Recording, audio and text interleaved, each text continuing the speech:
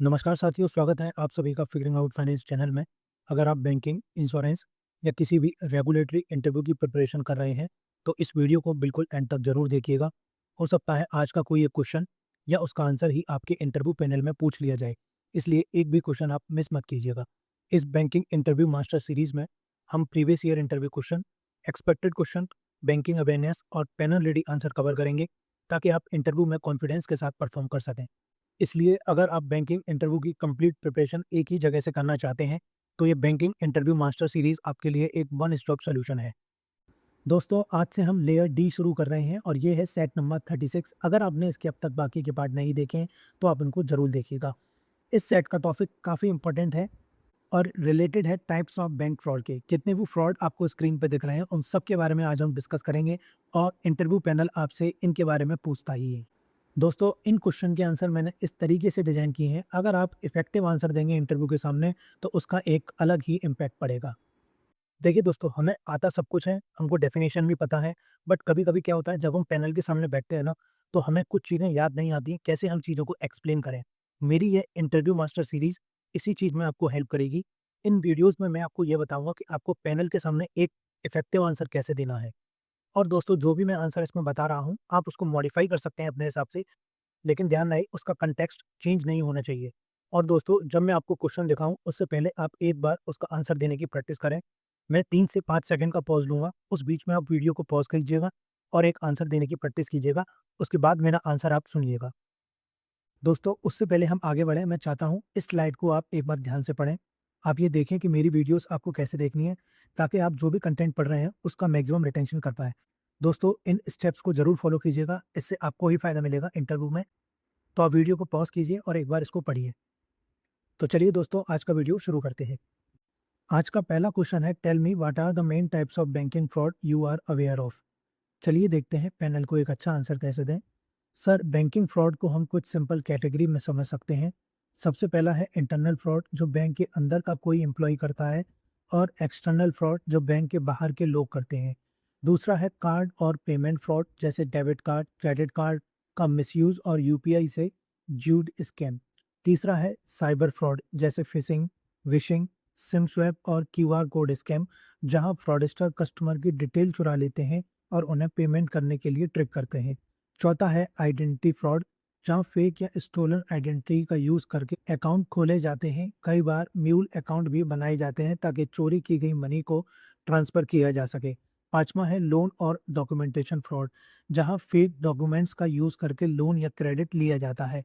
और आखिर में मनी लॉन्ड्रिंग, जहां इलीगल मनी को लीगल दिखाने की कोशिश की जाती है। इसके अलावा नए सोशल इंजीनियरिंग स्कैम जैसे डिजिटल अरेस्ट स्कैम भी साइबर फ्रॉड की कैटेगरी में आता है। नेक्स्ट क्वेश्चन है, tell me what is phishing and how does it different from vishing and smishing. चलिए देखते हैं पैनल को एक अच्छा आंसर कैसे दें।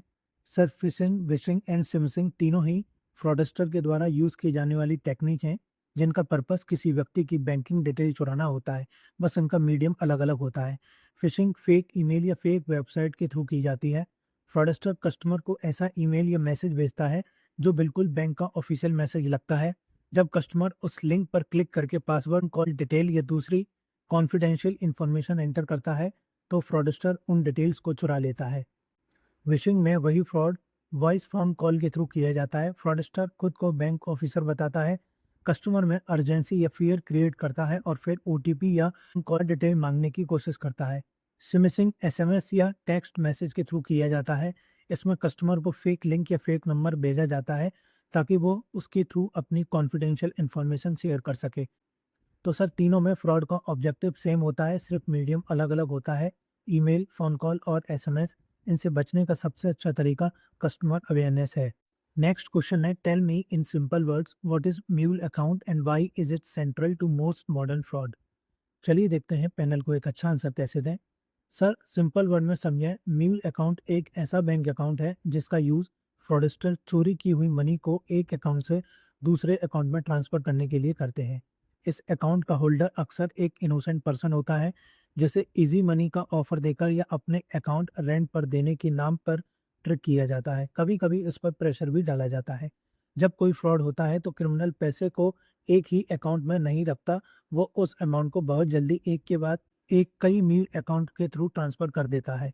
इसी वजह से मेल अकाउंट मॉडर्न फ्रॉड का सेंट्रल पार्ट होते हैं, क्योंकि ये मनी ट्रायल को तोड़ देते हैं। जब तक पुलिस या बैंक एक अकाउंट तक पहुंचती है, तब तक फंड आगे ट्रांसफ़र हो चुके होते हैं, जिससे रिकवरी करना काफ़ी डिफ़िकल्ट हो जाता है। ये अकाउंट एक तरह से स्मोक स्क्रीन की तरह काम करते हैं, जो असली फ्रॉडस्टर की आइडेंटिटी को हाइड कर देते हैं। इसी चैलेंज को एड्रेस करने के लिए आरबीआई इनोवेशन हब ने म्यूल हंटर डॉट एआई नाम का एक एआई टूल डेवलप किया है, जो ऐसे म्यूल अकाउंट को अर्ली स्टेज पर डिटेक्ट करने में मदद करता है। नेक्स्ट क्वेश्चन है, tell me what is SIM swap और SIM cloning fraud and how exactly does it defeat OTP security.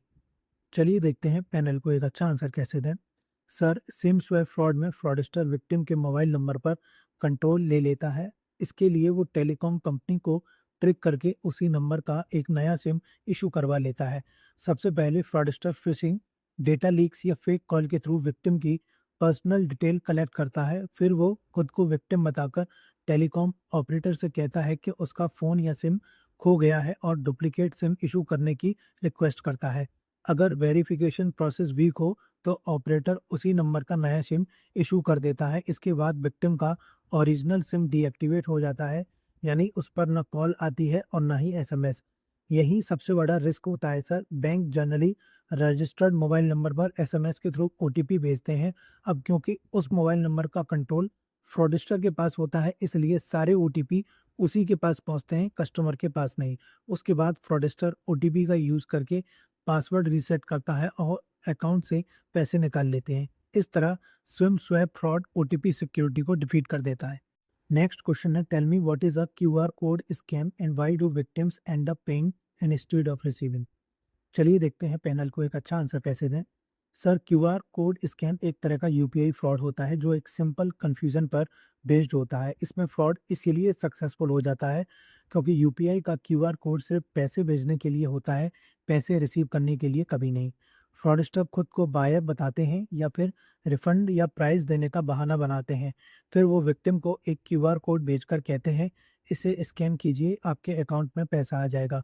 लेकिन जब विक्टिम उस क्यूआर कोड को स्कैन करता है और अपना यूपीआई पिन एंटर करता है, तब वो पैसे रिसीव नहीं करता, बल्कि अपने अकाउंट से पेमेंट अप्रूव कर रहा होता है।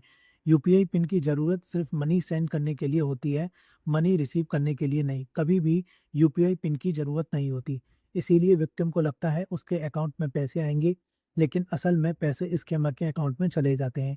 इसका सिंपल और सेफ रूल ये है कि पैसे रिसीव करने के लिए कभी भी किसी क्यूआर कोड को स्कैन ना करें और अपना यूपीआई पिन कभी भी एंटर ना करें।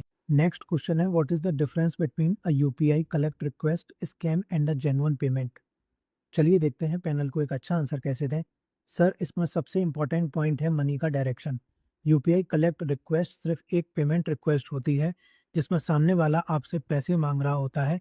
जब आप उस रिक्वेस्ट को अप्रूव करके अपना यूपीआई पिन एंटर करते हैं, तब पैसे आपके अकाउंट से डेबिट होते हैं। सबसे इम्पॉर्टेंट रूल ये है कि यूपीआई पिन सिर्फ पैसे भेजने के लिए यूज होता है, पैसे रिसीव करने के लिए कभी नहीं। अगर कोई जेन्युइन इनकमिंग पेमेंट होती है, तो मुझे कुछ भी करने की ज़रूरत नहीं होती, पैसे सीधे मेरे अकाउंट में क्रेडिट हो जाते हैं और उसके लिए किसी भी यूपीआई पिन की रिक्वायरमेंट नहीं होती। स्कैमर इसी कन्फ्यूज़न का फ़ायदा उठाते हैं। वो एक कलेक्ट रिक्वेस्ट भेजते हैं और मैसेज लिखते हैं, approve to receive your cashback या approve to receive your refund. Trust करके अगर कोई पर्सन अपना यूपीआई पिन एंटर कर देता है, तो उसे पैसा रिसीव नहीं होता, बल्कि उसके अकाउंट से पैसे चले जाते हैं। इसीलिए जेन्युइन पेमेंट और कलेक्ट रिक्वेस्ट के बीच सबसे बड़ा डिफरेंस मनी का डायरेक्शन है। जेन्युइन क्रेडिट के लिए कोई एक्शन या पिन नहीं चाहिए, जबकि कलेक्ट रिक्वेस्ट अप्रूव करने पर पैसे अकाउंट से डेबिट होते हैं। इसलिए अवेयरनेस ही इस तरह के फ्रॉड से बचने का सबसे अच्छा प्रोटेक्शन है। नेक्स्ट क्वेश्चन है, what is digital arrest scam and why has it grown recently. चलिए देखते हैं पैनल को एक अच्छा आंसर कैसे दें। सर, डिजिटल अरेस्ट स्कैम एक ऐसा फ्रॉड है जहां क्रिमिनल्स किसी व्यक्ति को कॉल या वीडियो कॉल करके खुद को पुलिस, सीबीआई या आरबीआई ऑफिशियल बताते हैं। वह झूठ बोलते हैं कि विक्टिम का पार्सल, आधार या बैंक अकाउंट किसी क्राइम जैसे ड्रग्स या मनी लॉन्ड्रिंग से लिंक्ड है। उसके बाद वो डर का माहौल क्रिएट करते हैं, विक्टिम को काफ़ी देर तक वीडियो कॉल पर रखते हैं, बोलते हैं कि किसी फैमिली मेम्बर को इस बारे में इन्फॉर्म मत कीजिएगा और वेरिफिकेशन के नाम पर पैसे एक सेफ अकाउंट में ट्रांसफ़र करने के लिए फ़ोर्स करते हैं। लेकिन असल में इंडियन लॉ में डिजिटल अरेस्ट जैसी कोई चीज़ होती ही नहीं है। कोई भी एजेंसी किसी व्यक्ति को वीडियो कॉल के थ्रू अरेस्ट नहीं करती।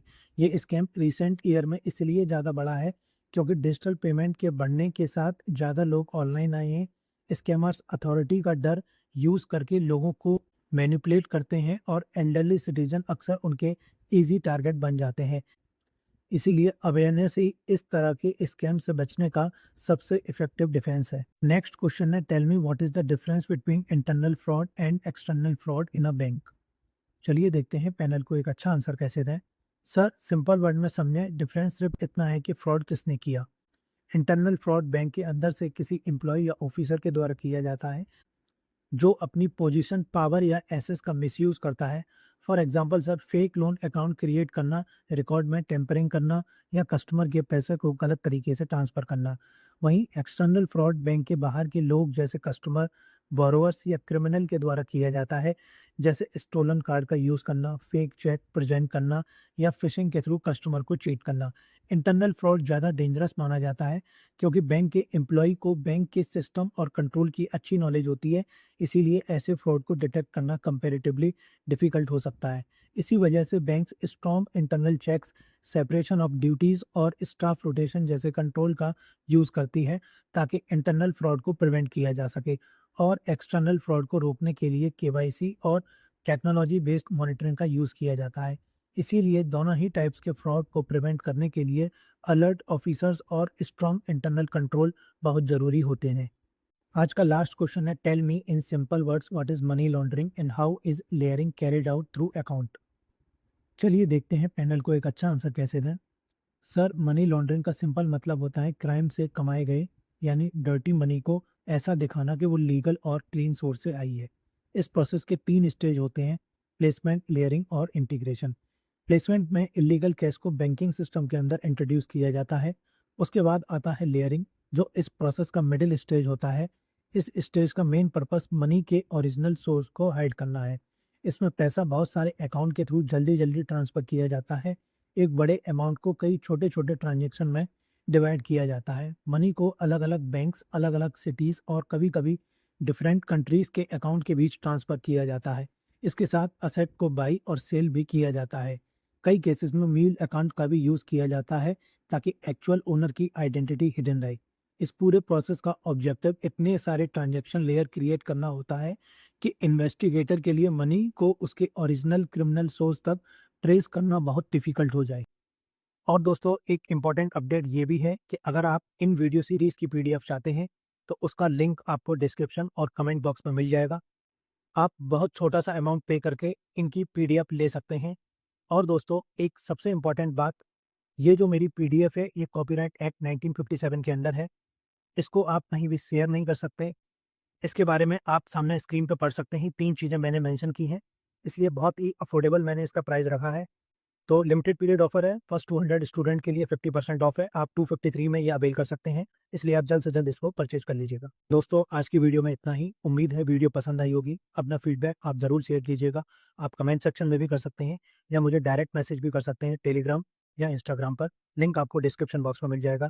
या आपकी कोई क्वेरी हो या आप चाहते हो कि मैं कोई स्पेसिफिक क्वेश्चन कवर करूँ आपके आने वाले इंटरव्यू के लिए, तो उसको भी आप मुझे कमेंट सेक्शन या मुझे डायरेक्ट मैसेज कर सकते हैं। मैं उसको आने वाली वीडियोज़ में ज़रूर कवर करूँगा। दोस्तों ये वीडियो सीरीज़ काफ़ी ज़्यादा इंपॉर्टेंट है, आप इसको रेगुलरली फॉलो कीजिएगा और सेट्स को आप सीक्वेंस में देखिएगा, इससे आपको एक अलग ही कॉन्फिडेंस मिलेगा। तो दोस्तों चलिए आज की वीडियो में इतना ही। Thanks for watching and all the best for your interview.